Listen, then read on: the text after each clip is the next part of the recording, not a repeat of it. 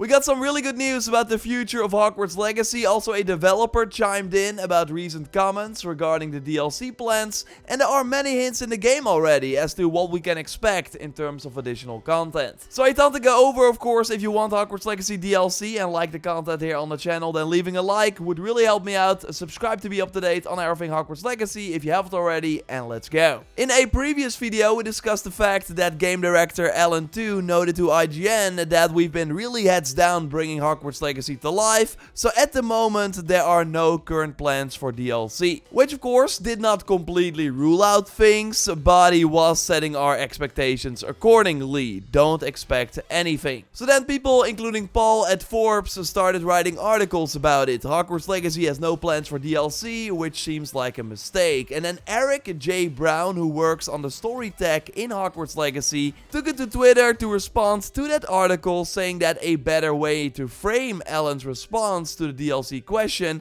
is to remember that we've only launched on half of our SKUs so far. There are people out there who still don't have a game in their hands yet, and we don't want to shortchange these folks. And it actually makes a lot of sense. Like, it's easy to forget that after putting many hours into Hogwarts Legacy, like I did almost everything in the game, it still has to launch on PS4 and Xbox One on April 4th, and somehow is also still planned for Switch on July 25th. So while we are hungry for more, or at least hope to learn that there are good reasons to return to this world in the future, for people on PS4 and Xbox One and Switch, it might be a bit weird to already see a DLC announcement when they don't even have the full game yet. So high chance that we will only hear about a potential expansion after July, which seems really far away, although compared to Horizon and Elden Ring, for example, two open world titles that launched around the same time last year, February 2022, that is totally not weird. Like, we got the Horizon DLC announcement in December and got a big Elden Ring update, but still haven't heard about a massive paid expansion that should still launch this year. And people like Eric J. Brown, who is working on the story tech, like, I don't think he's really hands-on with the PS4 and Xbox One and Switch versions. Like, a big part of the Avalanche development team, including writers, art directors,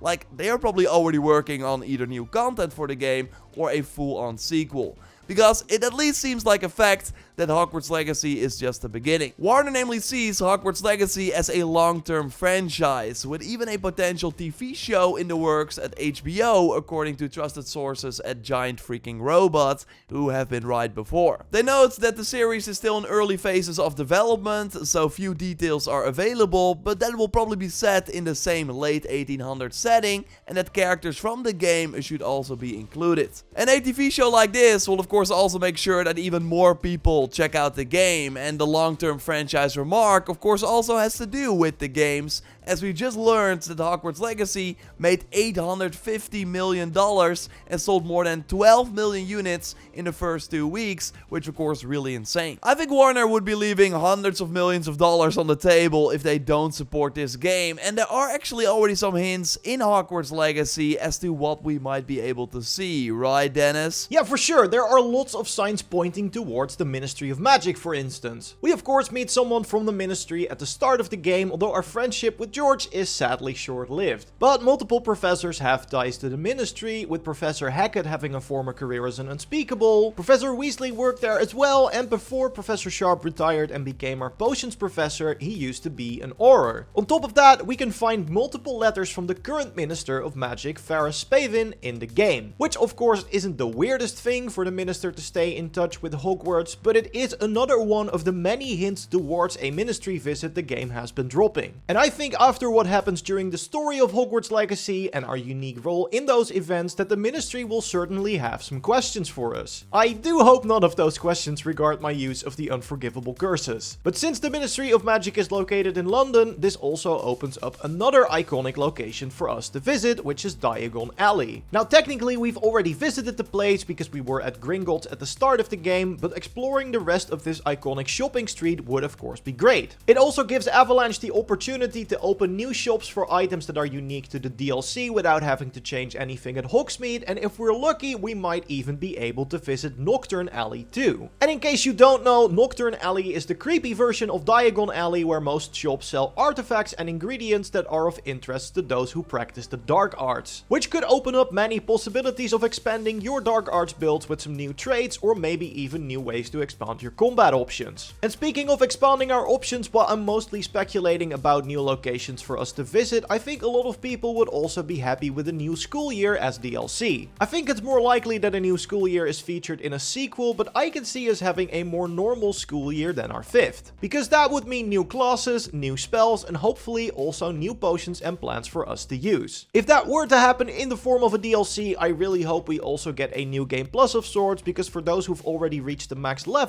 there really isn't that much to do out in the world anymore. So again, while I definitely don't want to rule out the possibility of a new school year being added as a DLC, I think a new location for us to visit just makes way more sense. Because while Hogwarts was obviously chosen as the most iconic location in the franchise, there are many more wizarding schools that we have not visited. Our Gryffindor companion Natsai is originally from Ouagadougou in Uganda, but we also know of the existence of the Northern European Durmstrang, the French Beauxbatons, and the American Ilvermorny schools. I'm not expecting a full-blown new school as a DLC, because as amazing as that would be, I think it's way too much work for extra content for the main game. So much more likely to see one of those locations fully featured in a sequel or a spin-off title. But I can definitely see us visiting one on a more guided tour, kind of like an extended dungeon, so we can at least catch a glimpse of how the other wizards around the world are studying. Most likely then would be Natty taking us to Ouagadougou, but I wouldn't say no to a visit to the other schools either. But we don't have to look that far from home, because the British wizarding world itself also has some locations that are as of yet unexplored, including the wizard prison Azkaban. It was of course already featured in the Hufflepuff exclusive quest Prisoner of Love, but that involved only a short and linear visit. The location looked amazing though, as did the Dementors, and I would certainly love to explore it more. And who knows, that might mean we also get the Patronus charm as part of the DLC to fight these prison guards on our visit there. But of course, the most requested addition to the game has been Quidditch, and I actually think there is a lot of reason to believe it might be added at a later date. For one, many of the assets for this are already in the game, like broom flying and the Quidditch field. I do hope the broom controls will be expanded for this game mode so we can pull off some cool tricks and sharper turns, but there should be plenty of variety if they make all the different roles in the Quidditch team playable. I am personally very excited for a new take on this wizarding sport, and with how many people have been asking for this, I'm sure it's on Avalanche's mind when they are considering what new content to develop for the game. And we do actually get a clue in the story as well, but in order to discuss this, we need to talk about a pretty major spoiler. So if you haven't done the 3rd Keeper trial yet, come back later, don't forget to subscribe on the way out, and we'll see you in the next one. Alright, if you're still here, I want to talk about something that happens during the quest, the Polyjuice plot. During this quest, you are disguised as Headmaster Black and run into the flying teacher, Madame Kogawa. And she actually suggests keeping trials and having a shorter season so the students can still play. She also threatens to write to the Ministry Department of Magical Games and Sports about Phineas, so say she does this and the Ministry responds, we might actually get a shorter Quidditch season as a DLC. Considering the fact that there have not been any trials yet, there is a perfect opportunity for our student to join those and make it onto the house team. When we learn more about the post-launch plans for Hogwarts Legacy, we will of course let you know here, so subscribe to miss nothing and leave a like on the video if you enjoyed it. If you want, you can watch our previous video on how to reach the max level in the game by clicking on the screen. We will see you in the next one. Goodbye.